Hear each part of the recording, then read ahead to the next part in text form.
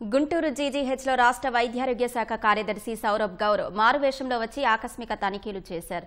సాధారణ రోగిల ఆసుపత్రిలో ఓపీ చీటీ రాయించుకున్నారు. వైద్యుడి వద్దకు వెళ్లి పరీక్షలు చేయించుకున్నారు. ఫార్మసీ వద్ద వరుసలో నిలబడి మందులు కొనుగోలు చేశారు. గంటసేపు ఆసుపత్రిలోని అన్ని విభాగాలను సందర్శించారు. కొద్దిసేపటికి ఆసుపత్రి సూపరింటెండెంట్ ఆయన వద్దకు వెళ్లి నమస్కరించడంతో అక్కడ ఉన్న వైద్యులు సిబ్బంది విస్తుపోయారు. జ్వరంతో ఉన్నానంటూ వచ్చిన వ్యక్తి రాష్ట్ర వైద్యారోగ్య శాఖ కార్యదర్శి అని తెలిసి అవాక్కయ్యారు. పీజీ వైద్యుడు రోగులతో కటుగా మాట్లాడుతుండటంతో ఆయన మందలించారు. మందుల పేర్లను స్లిప్పులపై రాయడంపై అభ్యంతరం వ్యక్తం చేశారు. దీనికి ప్రత్యేక వ్యవస్థ ఏర్పాటు చేయాలని ఆదేశించారు. ల్యాబ్ల పనితీరును పరిశీలించారు.